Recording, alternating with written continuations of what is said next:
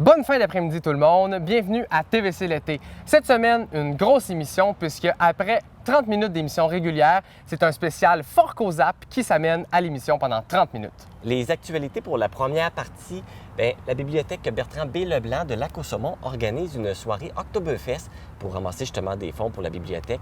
Donc, ça va être une très belle soirée. Je me suis également rendu au Cinéma Figaro pour discuter avec la directrice générale des films qui seront à l'affiche pour le mois d'août. Aussi, Isabelle Fortin est venue nous parler de son métier d'animatrice au 99.9 Rouge, le poste de radio à Amqui. Ça va être une belle entrevue. Ça va être une très belle entrevue. Et ensuite, c'est le spécial Fort Cozap qui commence. Marc, c'est quoi les actualités pour Fort Cozap? Tout d'abord, l'équipe gagnante. Il y a des épreuves. Il y a une équipe gagnante qui est la ferme Berry-Boeuf, qui était bien content de s'entretenir avec nous. Et on parle de la prochaine saison. C'est déjà commencé l'organisation. Exactement, Fort Cozap 2023. Ils sont déjà en train de l'organiser. Ils n'ont pas de pause. C'est déjà parti. On a fait une entrevue avec Olivier Bergeron qui est venu nous parler c'est quoi Fort Cozap, il est venu nous parler de l'événement. On a fait une compétition, et oui, la fosse à Richard, communément appelée le trou de boîte. Et oui, on le fait, c'est plus tard dans l'émission. Et vous saurez qui de moi ou Christo va gagner cette troisième compétition qu'on fait pendant l'été.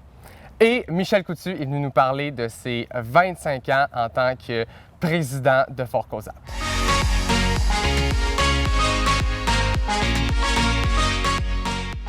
Voici vos actualités de ce vendredi 29 juillet. C'est le 22 juillet dernier qu'a débuté la 55e finale des Jeux du Québec à Laval. Le premier bloc de disciplines s'est terminé mardi. La Matapédia était représentée dans les disciplines du basketball féminin et masculin. L'équipe féminine s'est classée au 11e rang de la compétition sur 18 équipes. Et parmi les coéquipières, on retrouvait les Matapédiennes Maëlie Arsenault de Cozapscal et Marie-Sophie Desrosiers d'Amqui. Du côté de l'équipe masculine, celle-ci a terminé au 14e rang du classement sur 19 équipes, avec à son bord Alexandra Allard de Cozapscal et William Otis d'Amqui. Félicitations aux athlètes matapédiens pour leur participation. C'est mercredi qu'a débuté le deuxième bloc de discipline. La Matapédia est cette fois-ci représentée au volleyball féminin et masculin et au soccer masculin. Les compétitions se termineront ce samedi. Nous vous reviendrons avec les résultats de ce deuxième bloc la semaine prochaine. En vue des élections provinciales de l'automne, l'Assemblée d'investiture qui officialisera la candidature de Pascal Bérubé dans le comté de Matane-Matapédia pour le Parti québécois aura lieu mardi le 9 août. Pour cette occasion, Richard Z. Sirois animera l'événement et Paul Saint-Pierre Plamondon, chef du Parti québécois, Annie-Soleil Proto, animatrice, et Christina Michaud, députée d'Avignon, Lamitis, Matane, Matapédia, prononceront des allocutions. L'événement se tiendra à la terrasse du Centre d'art Le Barachois de Matane à compter de 18 h. L'entrée est libre et tous et toutes sont les bienvenus. Suite au lancement d'un appel d'offres par Hydro-Québec en décembre 2021, prévoyant l'attribution d'un bloc de 300 MW en énergie éolienne, 2 projets de l'Alliance de l'Est seraient toujours dans la course pour obtenir le partenariat avec Hydro-Québec. Il s'agit des projets éoliens de Matapédia et de la Madawaska.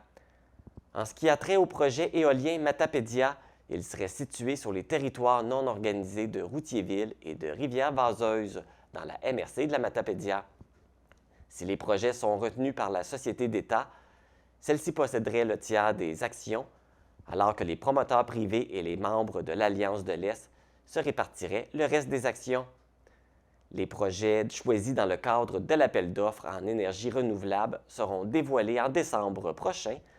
Les projets sélectionnés devront être mis en service avant le 1er décembre 2026.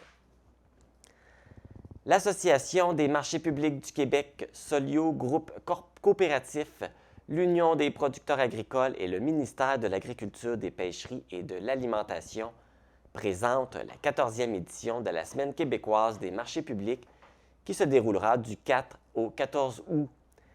C'est sous le thème des saveurs et des rencontres qu'on veut célébrer la fraîcheur des produits d'ici, cultivés par plus de 1700 producteurs agricoles et bioalimentaires dans plus de 160 marchés publics à travers le Québec. Du côté de la Matapédia, n'hésitez pas à encourager nos producteurs locaux par l'entremise du marché matapédien au 657 route 132 à Amqui, ouvert les jeudis de 16h à 19h, et du marché nomade de la Matapédia les samedis de 10h à 13h à des endroits variés. Surveillez son déplacement par l'entremise de leur page Facebook. En cette période de vacances, le Comité pour la protection du lac Matapédia tient à rappeler l'importance de profiter du plan d'eau en toute sécurité. Il est important de limiter la vitesse à 10 km/h à moins de 100 mètres des rives. La vitesse près des berges, les vagues surdimensionnées et l'utilisation de moteurs dans les secteurs peu profonds favorisent le brassage des sédiments et l'érosion des berges. Ces comportements causent des risques pour les autres utilisateurs du lac et pour la qualité de l'eau. Des panneaux de sensibilisation ont été installés au sud du lac Matapédia pour rappeler l'importance de suivre les consignes. Le Comité pour la protection du lac Matapédia invite les usagers du lac à dénoncer les cas extrêmes de non-respect à la réglementation à la Sûreté du Québec au 418-629-4464. La protection du lac Matapédia est une affaire de tous. Depuis lundi, un plateau de tournage est installé dans le Bas-Saint-Laurent. La cinéaste Louise Archambault tourne son nouveau film « Le temps d'un été », une comédie dramatique écrite par Marie Vien. Le tournage s'effectue dans la Métis MRC voisine de la Matapédia à Métis-sur-Mer et se terminera à la mi-septembre. Le film met en vedette, entre autres, Patrice Robitaille, Guy Nadon, Élise Guilbeault, Pierre Verville, José Deschênes et Gilbert Sicotte. Voilà ce qui complète vos nouvelles en bref du 29 juillet. Bonne émission! La Bibliothèque Bertrand B. Leblanc lance une nouvelle campagne de financement. Cette activité se déroulera sous la forme d'une soirée Oktoberfest qui aura lieu au mois d'octobre. Et pour avoir plus de détails, je suis avec Caroline Pelletier, qui est la responsable de la bibliothèque. Bonjour, Caroline. Bonjour.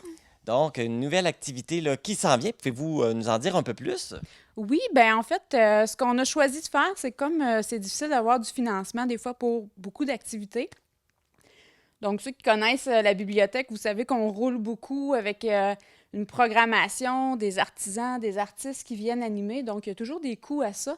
On s'est dit que peut-être y aller avec un gros événement nous permettrait d'avoir des sous pour rouler là, une bonne année là, avec, sans avoir de demande de subvention à faire constamment. Donc, on a choisi d'y aller avec 2 programmations dans la soirée. Fait qu'il y a des gens qui vont être VIP. Alors, les VIP, eux, de 7h à 8h30, vont avoir accès à une dégustation de bière. Une dégustation de choucroute aussi, là, typique d'Alsace, avec saucisses et viande là, des frères Les Petits Veilleux à Cause-Abscale. Donc, c'est des viandes locales. Et puis, par la suite, à 8h30, on va ouvrir les portes et puis on va pouvoir recevoir jusqu'à 150 personnes de plus là, pour une soirée avec service bar et plein d'activités, là, plein de surprises et un band aussi là, pour toute la soirée. Comme tu as mentionné, la soirée comporte 2 volets, donc le volet dégustation et le volet soirée. Donc, pour pouvoir ramasser des fonds, il y a des billets à acheter pour chacun des volets. Donc, c'est combien les billets et est-ce qu'il en reste? Il n'en reste pas beaucoup pour la partie VIP. Donc, on avait 150 billets à vendre. Fait qu'en moins d'1 mois, quasiment, on a réussi à vendre presque la totalité. Il en reste un, là. On est lundi, le 25 juillet, donc il reste un billet. Et peut-être, mais que l'entrevue soit diffusée, ou va peut-être être vendue. Et oui, c'est ça. Ça se pourrait bien. Et puis, ça, c'était au coût de 25 $. Donc, on sait que on a mis le barème pas très élevé parce qu'il y a l'augmentation du coût de la vie et tout ça. Puis on s'est dit, on veut que les gens puissent venir au maximum profiter de cet événement-là. Et on va voir comment que ça va aller pour les prochaines années parce que c'est sûr que nous, si la demande est là, on reprend ça l'année prochaine. Et puis, pour la soirée plus festive, là, à partir de 8h30, c'est 5 $ le coût à l'entrée. Et il y a possibilité d'acheter aussi des billets à l'avance parce que là aussi, on va avoir un nombre limité de places qui est 150 personnes. Fait que ce sera un total, si les gens participent bien, là, un total de 300 personnes là, dans la salle multifonctionnelle à la Côte-Saumon. Peut-être juste préciser aussi, ceux qui ont acheté leur billet VIP n'auront pas à repayer le 5 $ pour la soirée. Oui, c'est tout inclus. On pourrait dire ça comme ça. Étant donné que la soirée est sous le thème Oktoberfest, est-ce que les gens sont invités à porter un costume ou un accessoire pour l'occasion? Bien, ils sont invités à le faire, mais il n'y a pas d'obligation. Donc, nous, on n'a pas publié là, que c'était nécessaire pour que les gens se sentent à l'aise de venir habillés en civil. Mais vous allez voir qu'il va y avoir vraiment une ambiance Oktoberfest. Donc, si vous avez accessoires et déguisements, ben, on vous invite à les porter avec plaisir. Là, on a mentionné les arbres, on n'a pas mentionné la date. C'est quand? Le 1er octobre, on commence le mois d'octobre avec ça. C'est un samedi, fait que ça tombait très bien. Pas trop de chasse non plus dans ce temps-là. Là. Je sais que la période de la chasse, on se l'est fait dire, hey, il y a de la chasse au mois d'octobre. Mais 1er octobre, je pense qu'on n'est pas encore dans le gros pic. Là, fait que ça va nous permettre d'aller chercher quand même plusieurs personnes. Fait que vous allez pouvoir, les chasseurs vont pouvoir aller à l'événement avant d'aller chasser les autres fins de semaine qui suivent. Alors, étant donné, le but, c'est de ramasser des fonds, l'argent va servir à quoi? Bien, c'est vraiment pour notre programmation d'activités. Donc, c'est surtout pour pouvoir offrir des activités le plus gratuitement possible. Parce que, ben, c'est sûr que ça va vite avec tout ce qui est achat de matériel, puis le paiement aussi là, des gens qui viennent animer. Donc, si on met des coûts trop hauts ou trop régulièrement, bon, notre fréquentation va diminuer là, à ce moment-là. Ça va devenir un frein. Donc, ce qu'on veut, c'est vraiment de pouvoir offrir beaucoup d'activités, soit gratuitement ou à un coût moindre. Et là, comme pour la soirée, on disait que les gens peuvent payer à la porte, mais peuvent acheter le billet d'avance. Oui. S'ils veulent l'acheter d'avance, comment ils doivent procéder? Bien, c'est simple, c'est d'écrire sur le Messenger de la bibliothèque Bertrand B. Leblanc ou de m'écrire à moi. C'est la même personne qui gère les deux comptes. Donc, moi, je gère ça, tout ce qui est les billets. Bien là, VIP, on a presque fini, mais les billets à 5 $ aussi. Et sinon, à 5 $, si vous connaissez des bénévoles de la bibliothèque, il y en a en main aussi. Donc, ils peuvent payer comptant, ils vont pouvoir vous remettre les billets. Mais sinon, si vous préférez paiement Interact, ben c'est par moi là, via le Messenger de la bibliothèque Bertrand B. Leblanc. Bien, merci beaucoup, Caroline. On vous souhaite beaucoup de succès avec votre événement. Bien, merci beaucoup. Donc, ceux qui veulent participer à l'événement Oktoberfest qui se déroulera le 1er octobre prochain à la salle multifonctionnelle de Lac-au-Saumon, bien, vous contactez la bibliothèque Bertrand B. Leblanc pour signifier votre intérêt ou acheter vos billets. C'est le moment de la chronique Le temps d'une slush. Donc, je suis au Cinéma Figaro pour vous présenter les films qui seront à l'affiche pour le mois d'août.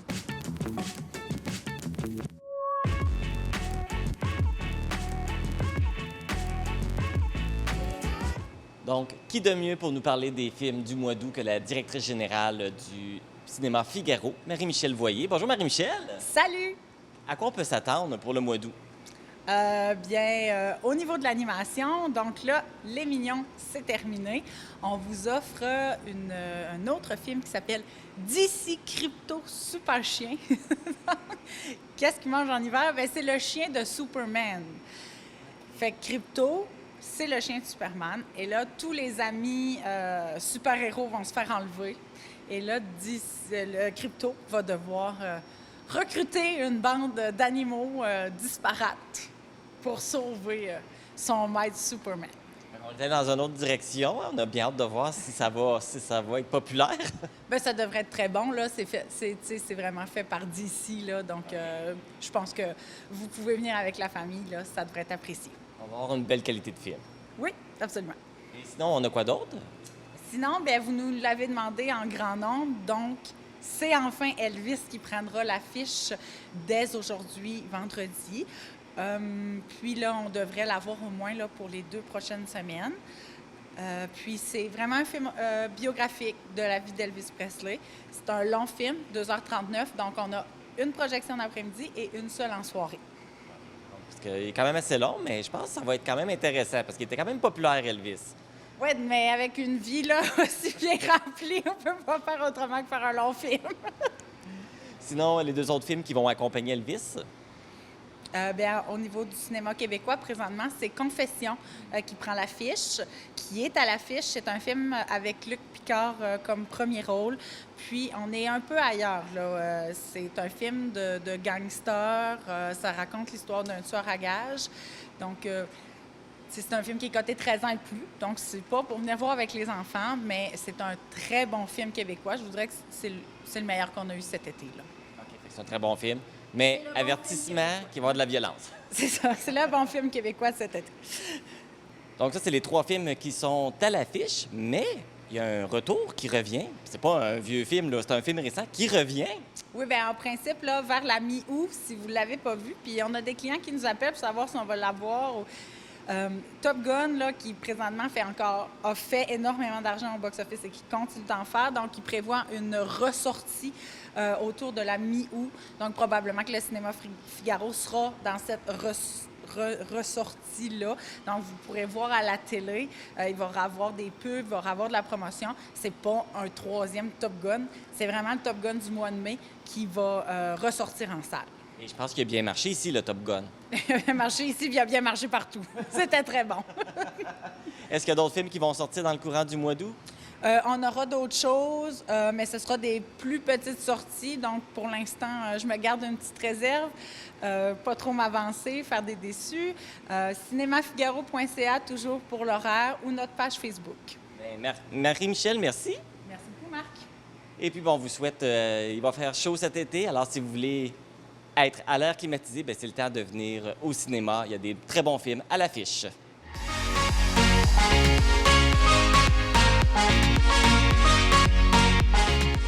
Je suis présentement avec Isabelle Fortin, animatrice au 99.9 Rouge le matin. Bonjour Isabelle, ça va bien? Salut, ça va bien toi? Très bien, merci. Tu es venue aujourd'hui nous parler de ton métier d'animatrice radio. J'aimerais savoir, pour commencer, comment c'est né cette passion-là pour l'animation et la radio? Bien, dans le fond, je dirais pas que c'est la radio au départ qui m'a allumée, puis je vais t'expliquer un peu pourquoi, là. C'est que quand j'étais jeune, j'aimais ça, j'avais comme une petite caméra bien cheap, là, tu sais, comme cheapette que j'avais, puis je l'aimais vraiment, cette caméra-là. Finalement, j'ai réussi, je l'ai vendue, là. J'ai upgradé dans mon matériel, mais j'aimais ça, tu sais, prendre des plans, mettre ma voix derrière, raconter des histoires, être devant, jouer des rôles, tu sais. Ça a tout été ça que j'aimais faire. Puis en fait, au secondaire, je faisais un cours d'art dramatique. Puis, fait que c'est ça, je faisais le cours, fallait faire de l'improvisation, des pièces de théâtre, des affaires comme ça. Puis un moment donné, j'avais mon professeur qui s'appelle Jean-Luc Girard, que vous connaissez sûrement. C'était mon professeur d'art dramatique. Puis, j'avais dit à Jean-Luc, « Hey, j'aimerais ça, tu sais, présenter quelque chose de différent. Comme au lieu de moi être là en live devant les gens sur la scène, j'aimerais mieux faire, mettons, une vidéo que je présente, puis tout ça. » Puis il a dit oui. Puis ça, c'était vraiment... J'ai capoté là-dessus, de présenter des projets devant le monde que je faisais, soit justement, donc, ma voix off, qu'on me voyait pas, on voyait des images et tout. Puis j'ai interprété des affaires, là, tu sais, genre des Barbies, j'y faisais parler, mais comme... Tu sais, là, ça a l'air bizarre de même. Mais je pense que c'était bon, là, tu sais. On a tous créativement, toute personne qui est dans le monde créatif a toujours commencé avec quelque chose d'un peu louche, mais qui amène à quelque chose par après. C'est exactement ça. Tu sais, j'aimais ça faire ce genre de projet-là. Puis j'en ai fait aussi dans mes cours d'anglais, dans mes cours de français. J'essayais tout le temps de comme faire « Hey, je peux-tu faire ça comme à la place? » Puis fait que c'est vraiment né là-dessus que j'aimais ça faire ça et tout. Puis en même temps, moi, je trippe musique depuis toujours. Bien, premièrement, j'en fais. Mais, tu sais, je me suis tout le temps intéressée à la musique, puis tout ce qui est derrière ça. Fait qu'en même temps, la radio, c'est tourné vers la musique aussi, veux pas.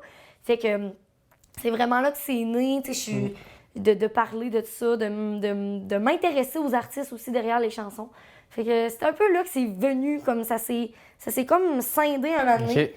Puis, tu sais, au début, dans le fond, j'ai pas étudié, tu sais, j'ai pas dit je vais étudier en radio tout de suite. J'ai fait un cours c'est quoi? Un tremplin deck? Ouais, un tremplin deck au CEMEC à Amkoui, dans le fond. Puis là-bas, ils te posent la question un peu genre, c'est quoi que tu veux faire dans la vie? Parce que c'est un cours un peu général. Tu sais, tu fais français-anglais, mais il faut bien que tu t'étudies à quelque part à faire quelque chose d'autre au cégep. Fait que c'est ça. Fait que j'avais un cours, puis ben, c'est là que j'ai fait « Hein? C'est logique! » De mixer ces deux. Ce que je fais, puis tout ça, puis ça comme j'ai allumé, puis j'étais allée là-dedans. OK. Ouais. Puis qu'est-ce que tu aimes? Qu'est-ce que tu préfères dans ton métier d'animatrice radio?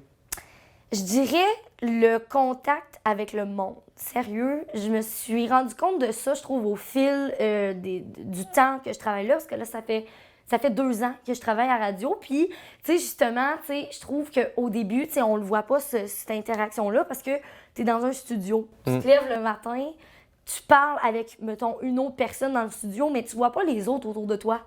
Tu vois pas les réactions, tu vois pas les interactions.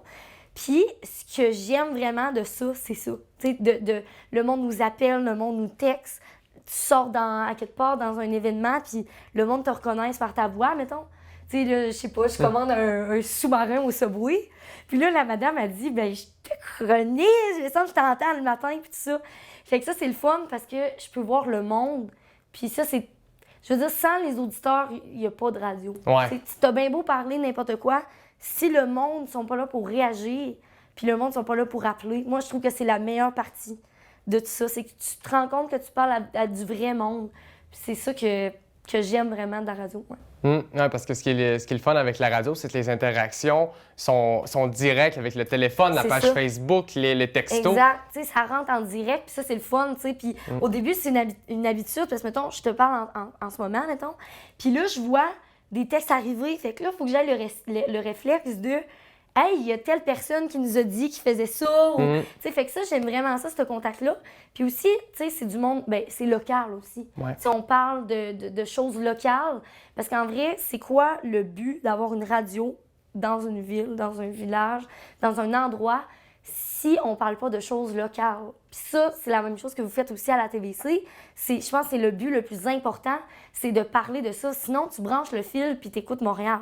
Ouais. C'est exactement ça. Puis ça, c'est ce qui me rend fière aussi, d'arriver puis de parler de choses locales, des vraies affaires d'ici, puis qu'on sait qu'on parle de ça. Ça, c'est vraiment, c'est le bonheur. C'est le bonheur. Tu l'as mentionné en début d'entrevue, tu es aussi musicienne et chanteuse. Oui. Et tu as intégré ça à Rouge FM en créant Ouais. les rouges acoustiques. Exact. Comment ça a parti, ce concept-là? Oh mon Dieu, c'est que en fait, ben c'est ça. Tu sais, moi j'ai toujours voulu peut-être faire, ben j'ai toujours voulu faire peut-être de la musique autre que peut-être je fais des petits spectacles, je fais des choses bénévolat aussi. J'en fais quand même plusieurs dans l'année. Puis, en fait, c'est mon coéquipier Charles-Antoine. On est en train de checker des idées, des affaires qu'on pourrait intégrer à notre émission de façon récurrente, tu sais, parce que, mettons, je sais pas, le mardi, il y a tel jeu, puis le monde, on sait que c'est un point de repère, tu sais. En fait, en faisant des choses comme ça, directement, mettons, le mardi, bien, c'est ce qui arrive. Puis là, en fait, on disait, qu'est-ce qu'on pourrait faire, mettons, le jeudi? Ça pourrait être le jeudi. Puis là, j'ai dit, j'aimerais ça que tu fasses ça, une tourne. J'ai dit, je peux faire ça, moi. J'ai-tu le droit de faire ça? Parce que moi, dans ma tête, c'était comme impossible. Tu sais, j'avais jamais pensé à ça. Fait que finalement, ben on a fait les autorisations, tout ça. Puis effectivement, c'est là que c'est né d'avoir quelque chose de récurrent.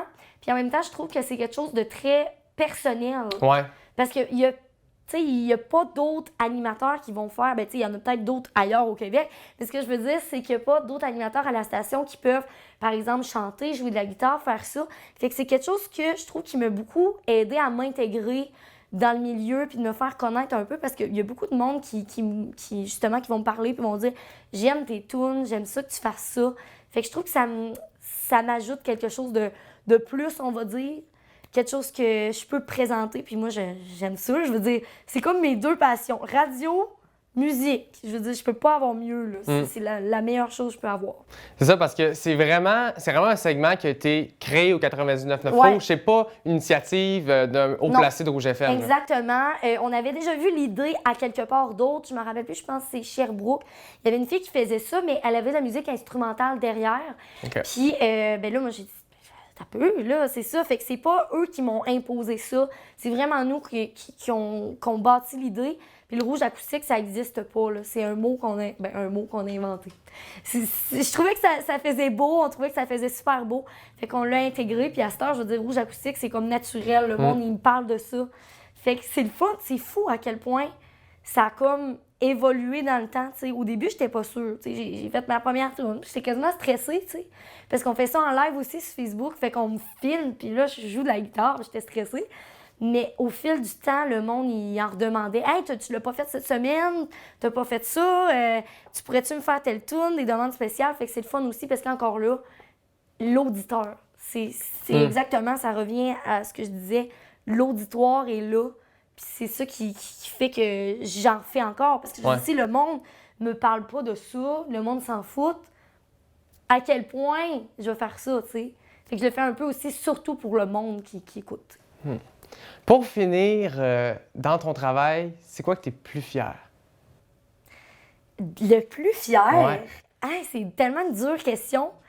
Mon Dieu. Ben, je dirais premièrement d'avoir intégré la musique. Comme je dis, la musique, c'est quelque chose qui me revient. Puis je suis vraiment fière d'avoir pu continuer à travers le temps, au travers les 2 ans que j'ai fait ça, de l'intégrer, ce segment-là. Puis je pense que ça revient à le local. Je suis tellement fière de pouvoir intégrer du monde à l'émission. Des fois, on parle à des camionneurs, des gens qui sont rendus... Tu sais, ils nous écoutent, puis ils sont rendus en Californie. Puis ils nous écoutent avec l'application Heart Radio, que vous pouvez télécharger d'ailleurs. Puis ils nous écoutent avec ça tout le long, fait qu'ils peuvent entendre ça. Puis ça me fait tellement... Je trouve que je suis fière avec mes coéquipiers aussi, parce que je veux dire, je suis pas toute seule là-dedans, de garder cette radio-là vivante dans un sens, puis garder le monde à l'écoute, puis faire « Hey, je vais me brancher, là, je veux pas manquer ça, je veux avoir mes nouvelles ici. » Fait que je pense que c'est vraiment d'intégrer le monde, puis de garder cette radio-là dynamique, puis que le monde puisse nous écouter encore, puis en fait, que le monde ait le goût de nous écouter. Ça, c'est tellement la meilleure fierté, parce que tu te dis, tu sais, le monde ne choisisse pas une autre radio. Ils choisissent le 99.9. Pourquoi? C'est peut-être pour la musique, mais c'est surtout pour les gens autour de ça, le travail qu'on y met beaucoup de temps pour que ça soit bon, pour que ça soit bien présenté. Fait que je pense que c'est ça ma plus grande fierté. Alors, Isabelle, merci beaucoup d'être venue Mais ça fait plaisir. à l'émission et d'avoir jasé avec moi de ton métier d'animatrice radio. Merci de m'avoir invitée, surtout, parce que je suis vraiment contente de pouvoir partager cette grande passion-là de la radio. Merci. Eh bien, pour écouter Isabelle Fortin au 99.9 Rouge ou sur iHeart Radio du lundi au vendredi le matin.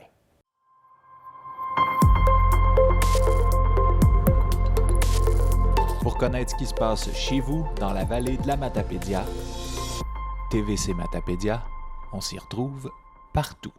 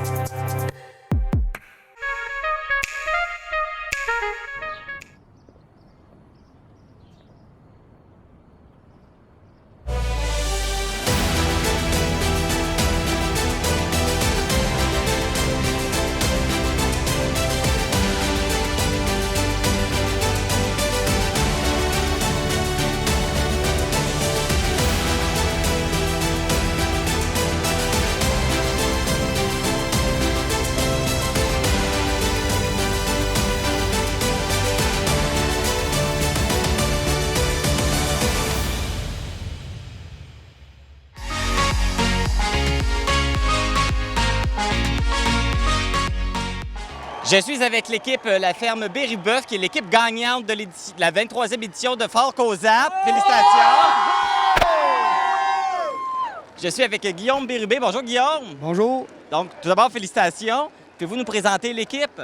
Oui. On a notre mature, Louis. Le plus vieux. Avec celui qui a le plus d'expérience. Olivia, Jade, Karine, Tristan, Jacob, Jean-Philippe, Anne-Sophie, Sébastien. Ouais! Est-ce que ça faisait combien d'années que vous participez à l'événement? Ben, cette équipe-là, c'est la première année. Mais en général, ça fait au moins de 5 à 20 ans, JP. Ouais, c'est ça. Pour plusieurs, ça dépend pour plusieurs. Il y en a que c'était la première année et vous êtes déjà gagnant. Félicitations, bravo. Comment on se sent? Ben, surpris, content. Ouais, surpris, content. Puis plus que les grosses équipes qu'on savait débarquer, on se disait, hey, pour moi, on est peut-être plus loin, mais on avait quand même un beau dimanche, un plus beau parcours aujourd'hui qu'hier. Fait qu'on était plus confiants pour aujourd'hui. Ça prend combien de temps se préparer à un événement comme celui-là? Une demi-heure le matin avant le samedi. Ben, jusqu'à début de la semaine, il nous manquait une ado fille. Fait qu'on a réussi à trouver Jade. Fait qu'on a réussi à compléter notre équipe une semaine avant. Qui a fait tant d'exploits? Tu t'es entraîné pendant une semaine rapidement? Non, ça c'est moi. Pas vraiment, non. Et puis, oui, donc, voilà, vous êtes... y a-t-il qu'il y a une épreuve qui vous a donné plus de fil à retordre? Oui, les blocs. Quand il fallait lever les blocs pour les garder en équilibre, si on avait de la misère. 4 heures, c'est ça. Oui. On les a aimés, là, ouais. Et défis physiques. On aime les défis physiques. Bon, bien, félicitations. Là, vous avez la priorité d'être déjà choisi pour l'année prochaine. Les 3 premières positions sont choisies. Est-ce que vous avez l'intention de revenir? Oui! Avez-vous l'intention de garder votre place et de gagner votre titre? Oui! Bien, félicitations. Merci beaucoup. Merci. Donc, c'était...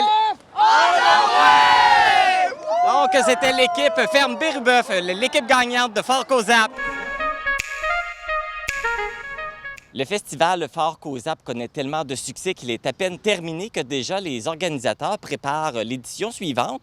Donc, pour nous parler de l'édition 2023, je suis en compagnie de Vanessa Lamarre, qui est coordonnatrice aux loisirs à la ville de Cozapscal. Bonjour, Vanessa. Bonjour. Ça va bien? Ça va bien, toi?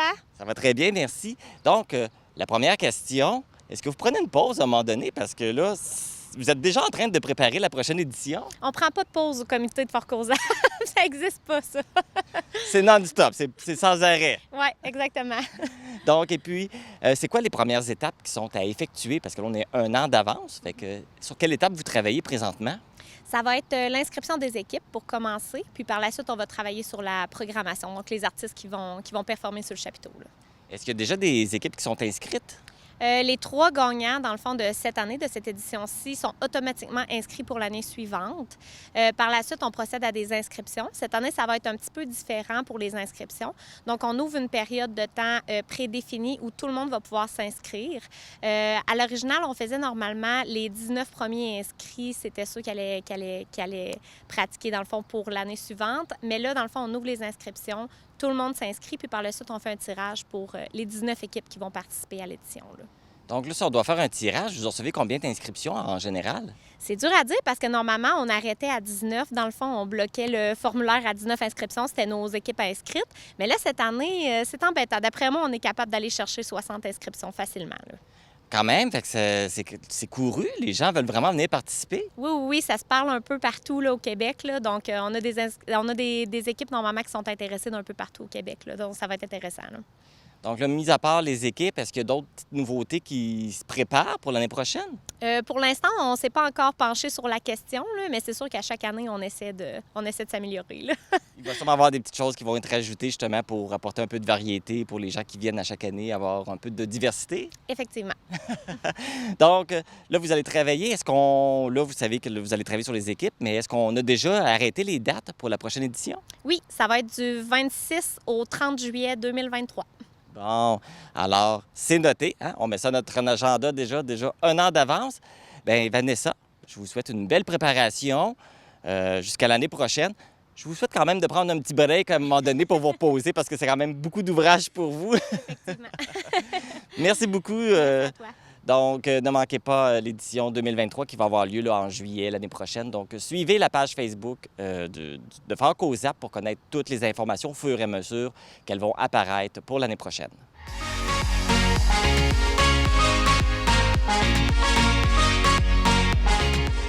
Je suis présentement avec Olivier Bergeron, le responsable des jeux et des épreuves à Fort Cozap. Bonjour Olivier, ça va bien? Ça va très bien, toi. Je suis content d'être là. Très, très bien. Premièrement, j'aimerais savoir j'aimerais te poser comme question pour ceux qui ne sont pas au courant, qu'est-ce que Fort Cozap? C'est quoi Fort Cozap? Fort Cozap, il ne doit pas y avoir grand monde qui ne sont pas au courant, mais quand même, Fort Cozap, c'est un festival de compétition sportive amicale qui regroupe 24 équipes. Là, cette année, il y a 24 équipes. Évidemment, c'est un festival sportif, mais aussi musical, parce qu'il y a des shows le soir. En fait, il y a 24 équipes qui s'affrontent dans des épreuves sportives le samedi, et il y a 14 équipes qui vont être en finale le dimanche pour, évidemment, élire le grand gagnant de Fort Cozap. Pour tout organiser ça, il y a plusieurs personnes dans l'organisation, surtout des bénévoles. Peux-tu me dire les différents postes là, qu'il y a à Fort Cozap? C'est sûr, d'abord, là, il y a au moins 200 bénévoles qui s'impliquent. Pas de bénévoles, pas de Fort Cozap. C'est ça qui fait le plaisir aussi, parce que le monde est impliqué, ils viennent. Tout le monde, il y a personne qui est payé pour être ici, fait que c'est ça qui fait que ça fonctionne aussi bien. Dans le comité, dans le CA de Fort Cozap, on est 9 postes différents. Bien, on a évidemment, qui n'a pas besoin de présentation, Michel Coutu, qui est notre président musical, puis notre président aussi, président d'honneur de Fort Cozap, évidemment. On a aussi, au niveau des bars, on a Martine Michaud qui s'occupe du bar. Puis au niveau des déjeuners, on a Marie Vignola qui s'occupe de ça depuis plusieurs années. Pour le terrain, on a Sylvain Corneau qui s'occupe de tout ce qui est terrain. Moi, je m'occupe des jeux. Donc, ma responsabilité, c'est s'organiser pour les épreuves du samedi et du dimanche. On a Ariel Gagné qui est à l'entrée, au guérite, parce qu'évidemment, ça prend tout un système pour gérer les entrées. On a également Linda Côté, qui est notre trésorière secrétaire, si je peux m'exprimer ainsi.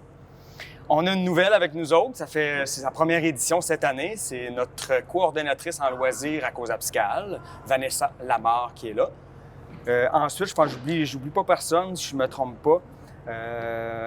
Enfin, les pointages. J'allais oublier les pointages. Évidemment, il y a les épreuves, mais ça prend toute une équipe pour compter tout ça. C'est Joanne Lemieux qui s'occupe de ça. Fait que c'est les 9 postes qui sont présents à Fort Cozap.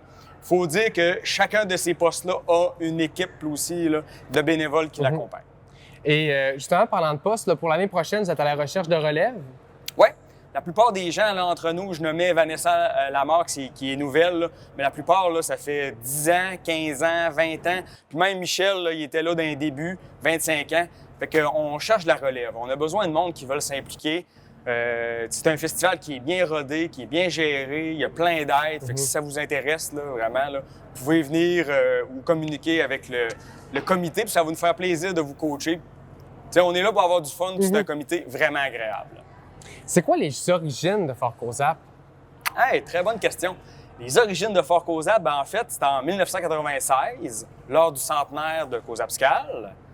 Il y a la gang du comité qui était là dans le temps, on voulait faire une activité spéciale. Puis ils se sont inspirés, peut-être que les plus jeunes, ils s'en rappellent moins, de la fameuse émission Fort Boyard, qui était une émission aussi d'épreuve un peu. Ils se sont inspirés de ça pour faire une activité ponctuelle lors du centenaire. Ça a fait des petits, puis écoute, ça fait 26 ans. On va être à notre 23e édition, là, qui s'en vient, puis ça n'arrête pas de grossir. Écoute, donc ça a fait des petits, là, cette activité-là. Fort Cozap, c'est un festival qui amène beaucoup de monde d'un peu partout au Québec, que ce soit dans les équipes ou même dans le public. C'est quoi que ça apporte aux touristes, ce festival-là? Écoute, 15 000 personnes qui se déplacent là, dans la fin de semaine de la construction à Cozap. Donc, on n'a pas besoin de s'imaginer bien que les bars, les restos, les hôtels, les campings, c'est à côté, c'est plein. C'est ça qui est beau. Écoute, les 15 000 personnes qui viennent virer là, dans la journée, ils viennent pas tout seuls, ils viennent avec leur famille. Fait que des fois, il y a des familles qui sont à la maison, qui sont hébergées avec des personnes du coin. Fait que on peut pas s'imaginer toutes les entreprises que ça fait virer. Là. C'est une retombée socio-économique vraiment importante à Cozapscal. Ouais. Et puis là, avec la COVID depuis 2020, en 2020 et en 2021, il n'y a pas eu de Fort Cozap. Comment ça a été cette période COVID-là et comment aussi a fonctionné le retour de Fort Cozap en pleine capacité? Bien, écoute, on avait hâte. Le comité était crinqué. On avait hâte, on l'attendait depuis longtemps. Puis écoute, on n'était pas tout seul partout au Québec. Là, on a eu une pause de 2 ans, malheureusement. C'est pour ça que le festival, ça fait plusieurs années qu'il existe, mais on est à notre 23e édition. Donc, les 2 dernières années, il n'y a pas eu d'édition, malheureusement. Comité à peine rouillé un peu. Qu'est-ce qu'on faisait donc? Ça a parti. On est du monde qui s'organise avec les problèmes. Là, ça va super bien. Puis ça roule, ça fonctionne, puis ça va super bien. Fait que là, on est crinqué, là, on attend une édition, là, on a des belles attentes, puis tout se déroule bien vraiment pour le moment. Là. On a hâte.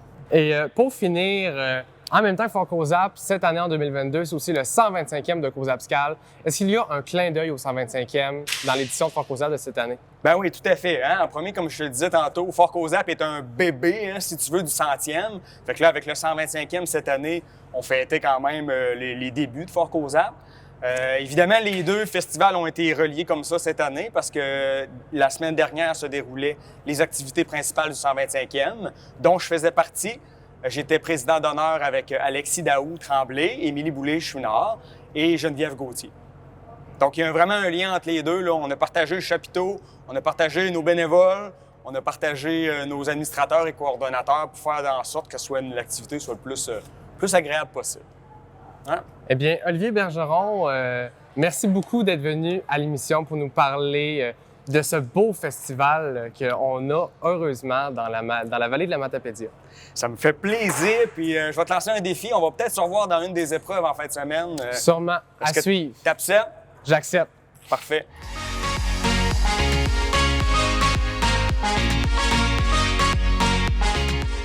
Nous sommes rendus au segment compétition de l'émission.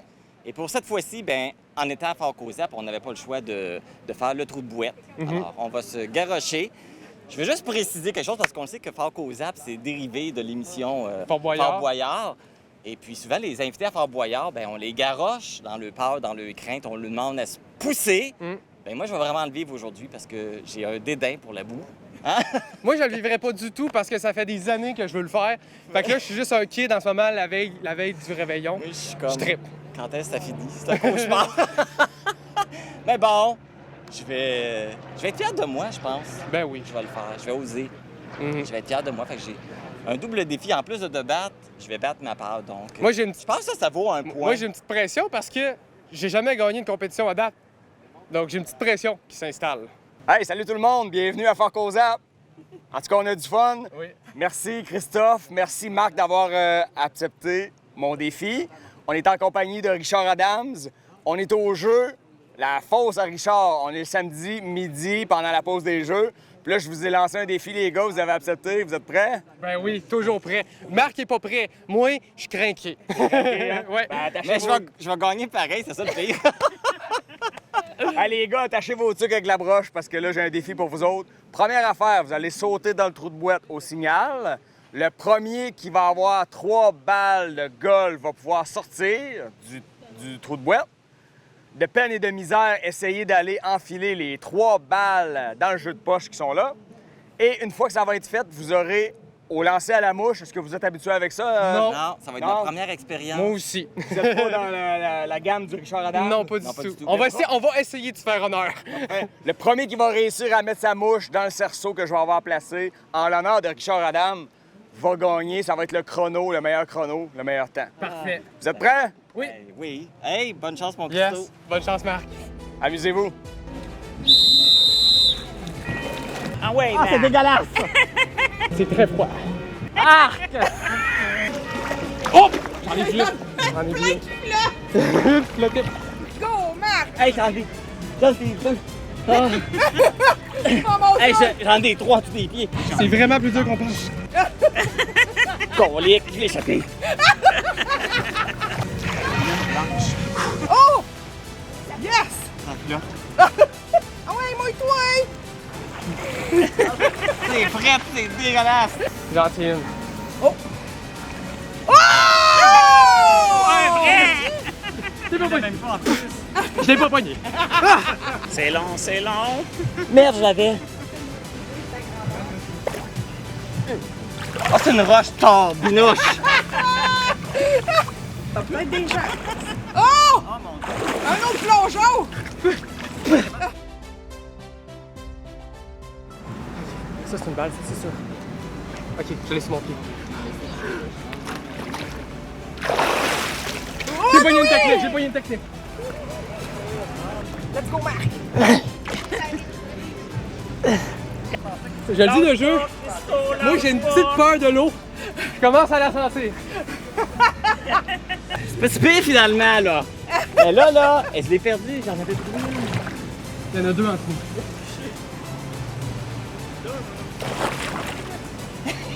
Il est game, là. Ah, il y en avait 2, il en sort 0. Change de place. Non, je l'ai, c'est parce que j'essaie de la monter avec mes pieds puis je l'échappe. Moi, t'as obligé de tenir la face. Wouh!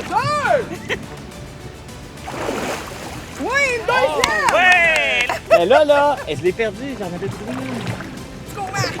Ok, j'en ai une là, Ok, on va l'avoir.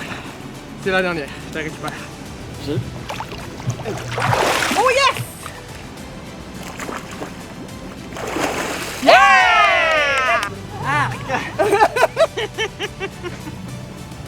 Let's go, Marc, let's go, traîne-toi!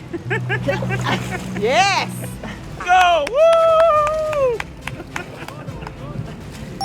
Pince tes On passe à Hal. Ok, j'ai perdu beaucoup de temps. Prends ton temps! Mais fais ça vite!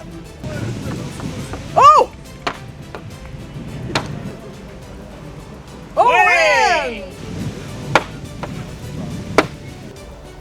Oh! Deux! Oh! Ouais! Peut-être la chance! Oh! Oh! C'est très compliqué. Yeah! Sans mêler. Ah, c'est tout tordu. Hey, Richard resterait pas fier de toi, là. Je sais pas c'est quoi qui est le plus compliqué. La brouette ou ça?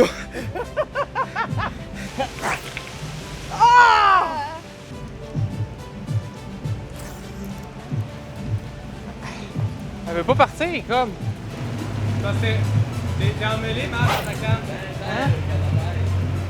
Ah là, t'es plus emmêlé, là.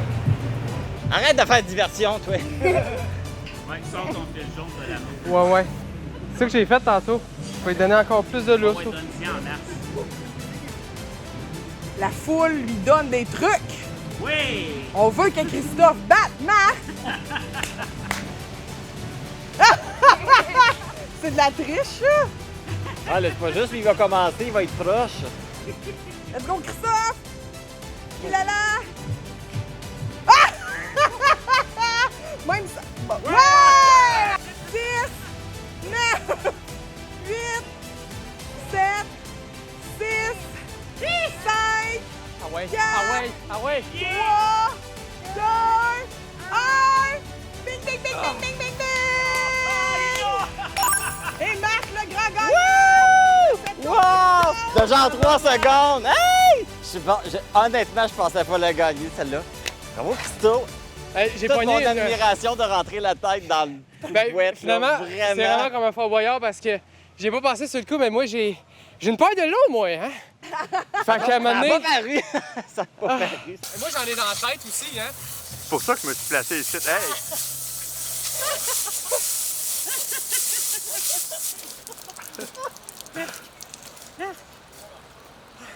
Oui, il va tout arroser. Ah, excuse! Ben oui! Défi complété, Ouais.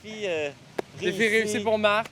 Eh oui. Il voilà. aura fait un... Hey, j'ai fait un tour du chapeau. T'as fait un tour du chapeau. 3 Ouais. en 3. Wouhou! Eh, bravo à toi quand même. Yes.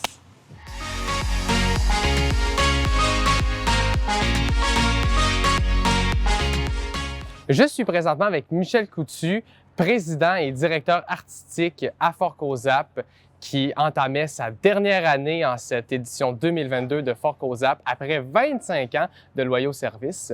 Bonjour Michel, ça va bien? Bonjour Christophe. Oui, ça va bien, merci. J'aimerais, en partant, te dire pourquoi avoir décidé de passer le flambeau cette année. Je pense qu'après 25 ans, de réussite, moi j'ai débuté ici lors du centenaire de COSAPSCAL en 1996. Ça a été le premier gros contrat que j'ai reçu en direction technique dans ce temps-là. La compagnie n'était même pas encore ouverte. On avait 4 sites de spectacle. Et par la suite, de fil en aiguille, avec l'arrivée de Fort COSAP, je suis devenu membre du comité et je suis là depuis ce temps-là. Pourquoi on quitte? C'est tout simplement parce qu'il est temps un peu de passer le flambeau. Il est temps de passer le flambeau aux jeunes qui veulent s'impliquer, d'avoir d'autres idées, d'avoir d'autres énergies. Donc, et aussi, plus personnellement, avoir peut-être des étés moins stressants, moins remplis. Donc, je te dirais que c'est c'est pas de gaieté de cœur que je quitte ce poste-là parce que j'adore Fort Cozap. J'adore le comité. On est un comité fantastique. Et c'est de l'implication qui est vraiment le fun aussi parce qu'on doit le dire, c'est de l'implication qui est bénévole de A à Z depuis les tout débuts. Et c'est vraiment dans une idée de placer d'autres gens sur le comité, justement, pour avoir un vent de fraîcheur et pour que le festival perdure dans le temps, évidemment, parce qu'on n'est pas, on n'est pas immortel. Donc, il faut vraiment savoir quand c'est le temps de laisser sa place. Et moi, j'en ai conclu que c'était le temps que je laisse la place aux autres. Et qu'est-ce qui va te manquer le plus du festival? Ce qui va me manquer à Fort Cozap, je pense, c'est l'ambiance qu'on y retrouve. L'ambiance de festival, la collaboration. Écoute, c'est presque 300 bénévoles là, qui travaillent sur ce festival-là. Je pense que le comité, au fil des ans, est devenu une grosse famille. Donc, c'est un petit peu ça qui va me manquer, ce côté-là.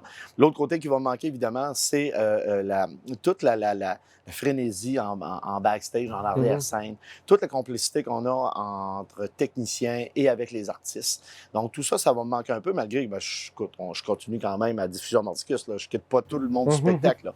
Je laisse tomber une partie de ce que je fais en dehors de la salle de spectacle. Je te dirais que je vais mettre au rencard un chapeau que je vais mettre de côté.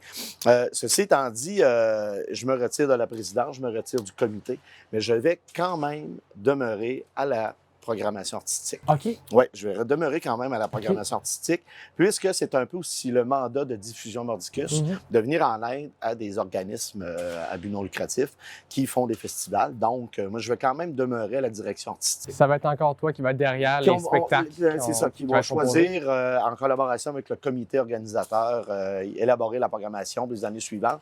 Mais je ne serai probablement pas là pour faire des sandwichs et remplir les frigidaires de loge et tout ça. Donc, ma grosse majorité de mon temps, je prends mes vacances pour faire Fort Cozap. Donc, ça va être un peu différent. On va préparer les loges, on va préparer les contrats, faire toute la programmation musicale et la programmation artistique. Et ensuite, on va déléguer à des gens. On va dire, allez-y, c'est à votre tour de connaître ce beau milieu-là et de vous amuser avec les artistes. Donc, ce petit côté-là, je le conserve. Mais tout le reste, c'est à peu près peut-être un 10 là, du travail de Fort Cozap. Parce qu'on doit le rappeler, Fort Cozap, avant tout, c'est les équipes, la famille, les épreuves. Et le reste, c'est les soirs de spectacle. Enlève les spectacles, Fort Cozap pourra avoir lieu quand même. Ben oui. Parce que, en gros, c'est un festival qui est avant tout sportif, familial et participatif. Donc, nous, on s'amuse les soirées, tout simplement. Et quel est ton plus beau souvenir de Fort Cozap? Ou tes plus beaux souvenirs? Ah, ben écoute, il y en a plusieurs. Il y en a plusieurs beaux souvenirs. Les belles anecdotes qu'on a, dans les plus belles, c'est de voir les tout petits qui avaient 8, 9, 10 ans, qui jouaient dans les équipes, qui étaient tout petits, qui maintenant ont des enfants de 8, 9, 10 ans, après 25 ans, qui jouent maintenant dans les équipes. Et ça, c'est au niveau justement là, des épreuves et tout ça, je pense que c'est le plus beau trip de voir que dans le temps, les équipes ont continué un peu de se renouveler, puis que les tout petits maintenant sont devenus les plus grands et que maintenant, c'est les plus petits qui participent. Et dans les souvenirs avec les artistes, il y en a tellement. Je me rappelle, lorsqu'on a décidé d'augmenter le budget pour la programmation musicale. On a eu la famille d'Arèche un soir. C'était quand même un gros cachet pour un petit festival. Et le chapiteau a été à pleine capacité. C'était incroyable. Et c'est à partir de là que les gens nous ont dit, carrément, on serait prêt à payer pour un bracelet, parce qu'avant, c'était gratuit. Là.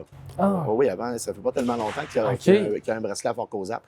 C'était dans l'image du 100e anniversaire, parce que le 100e anniversaire de Cozapscal, ça avait été gratuit, les activités. Donc, je pense que c'est au 10e anniversaire qu'on a décidé d'inclure un bracelet. Et c'est les gens eux-mêmes qui sont venus nous dire, on serait prêt à payer. On serait prêt à payer gens de la population? Oui, les gens de la population. Ceux qui participaient au festival nous disaient, nous autres, on serait prêt à payer là, un bon montant pour avoir des bons groupes comme ça ce soir. Donc, on a fait une grosse programmation. Donc, ça a été un soir qui a été marquant parce que ça a démontré que les gens étaient prêts à payer et qu'ils voulaient avoir des artistes de renom. Donc, des belles programmations. Par la suite, écoute, on s'est fait tellement d'amis dans les artistes à Fort Cozap. Je pense entre autres à Matt Lang, qui est de l'édition de cette année. Matt Lang qui a commencé, à la salle Jean Cossette faire des petits shows avec nous autres. Il a passé sur la scène de Fort Causable il y a 3 ans, 2 ans plus tôt, juste avant la pandémie. Et maintenant, c'est une méga star. Il vient de faire le Festival d'été de Québec, à l'avant de Luc Combs. Donc, ça donne une idée que Fort Causable, on a les plus gros artistes au Québec. Et c'est la même chose pour les Cowboys fringants. Ils vont terminer justement le festival. Et là, ils ont fait toutes les salles. On ne les compte pas les fois qu'ils sont venus à Amqui. Donc, ils ont accepté de venir faire le festival. Et en cours de route, on a vu naître des bands, on a vu mourir des formations. Au cours du route, après 25 ans, il y a des formations qui n'existent plus, il y a des formations qui tournent encore. Donc, je pense que c'est toutes ces belles choses-là, tout mis ensemble, qui fait des beaux souvenirs. Et je terminerai en parlant des techniciens. Entre autres, je vais parler de Simon et de Francis. Ouais. Quand j'ai connu Simon, moi, j'animais sur une scène de Saint-Jean-Baptiste. Il y avait 5 ans, il s'était perdu dans la foule. Et c'est quelqu'un qui me l'a emmené, le petit Simon. Puis c'est lui qui m'appelle. Je m'appelle Simon, j'ai perdu ma mère. Puis j'ai demandé à sa mère de venir le chercher sur scène. Et maintenant, Simon est rendu à 30 ans et c'est l'éclairagiste de Fort Causable depuis qu'il a, je te dirais, 19-20 ans. Donc, c'est un jeune c'est un jeune éclairagiste qui est, je dirais, dans le top 5 des meilleurs éclairagistes au Québec présentement, très en demande. Et Francis, c'est la même chose. Francis, qui est un technicien incroyable, qui a commencé à Cause Abscale lors des Saint-Jean-Baptiste et maintenant aussi rendu à une trentaine d'années. Et il fait encore Fort Causable dans leur village. Ça, c'est trippant de voir que les jeunes ont grandi. Et je pourrais t'en nommer plusieurs jeunes qui sont comme ça, qui participent bénévolement à l'événement pour la réussite. Et tous les profits qu'on a fait à Fort Causable depuis les tout débuts, là, dans le Parc de la Pointe est venu au monde grâce à ça. Tous les organismes de Cause Abscale qui ont mis un peu d'argent dans le Parc de la Pointe et Fort Causable, on doit avoir mis, je pense que depuis les débuts, peut-être un 100 000 là, pour améliorer le parc, pour faire les terrains de soccer, pour faire de l'asphalte, avoir des jeux. Donc, tous les sous, justement, sont réinvestis dans la communauté. On a donné des sous pour la passerelle. Donc, évidemment, la majorité des revenus de Fort Causable va pour les prochaines éditions, les éditions qui suivent. Donc, c'est un festival qui est en santé. C'est un festival qui est très bien mené par un petit comité organisateur. On n'est pas beaucoup, on est à peine 8 dans le comité organisateur. Mais les 8 responsables ont chacun des énormes sous-comités qui font en sorte que c'est une belle réussite à chaque année, là. Pour finir, dernière question, qu'est-ce que tu aimerais dire à ton futur remplaçant, celui justement qui va prendre le flambeau? Bien, écoute, il n'y a pas un salaire qui va arriver à la hauteur de ce qu'on réussit et ce qu'on peut offrir aux gens. Ça prend du cœur, ça prend de la passion, ça prend des nerfs d'acier surtout, ça prend une bonne gestion de crise. Il faut vraiment aimer les gens et aimer s'investir dans la communauté. Lorsque tu fais du bénévolat, tu fais pas ça pour savoir des sous, tu fais pas ça pour savoir un bracelet gratuit, tu fais pas ça pour avoir une paye, tu fais pas ça pour avoir un pas. Tu le fais exclusivement pour la communauté qui t'entoure. Et moi, j'ai été élevé à Cause Abscale. Je suis natif d'Albertville, mais toute ma jeunesse, je l'ai passée à Cause Abscale. Donc, effectivement, j'ai un sentiment d'appartenance à cette municipalité-là. Et quand on arrive à Cause Abscale, il y a comme une magie qui s'installe avec les gens qui passent en place. Fort Causable, bon an, mal an, c'est entre 20 et 25 000 personnes. Donc, c'est assez incroyable. Tu vois, on peut entendre la musique, justement. Il y a une belle kermesse de l'autre côté. Ça n'arrête jamais à Cause Abscale. Donc, ce que je dis à mon futur remplaçant, c'est lâche pas, parce que même si des fois c'est difficile, lorsque tu vois les yeux des gens, des équipes, de la réussite à la fin, quand tu fermes le festival le dimanche soir, tu as juste hâte à l'an prochain. Donc, c'est toujours comme ça. Il ne faut jamais, jamais, jamais les baisser les bras parce qu'on a plein de monde derrière nous. La population est là, les partenaires sont là, le comité est là, puis tout le monde est là pour la belle réussite. Donc, juste lâche pas, puis ça prend du corps au ventre. Yes. Eh bien, Michel Coutu, merci beaucoup d'être venu à l'émission et félicitations pour ces 25 ans. Merci beaucoup. Merci beaucoup, Christophe. Merci à la TVC aussi de nous suivre dans toutes nos belles aventures depuis les tout débuts. C'est ce qui termine cette émission du 29 juillet de TVC l'été. Merci d'avoir été à l'écoute. Si vous avez aimé l'émission, sachez qu'elle est disponible en intégrale ou par segment sur notre chaîne YouTube. Et même le bloc Fort Causable de 30 minutes sera tout mis ensemble dans une seule et même vidéo. Merci beaucoup tout le monde. À vendredi prochain.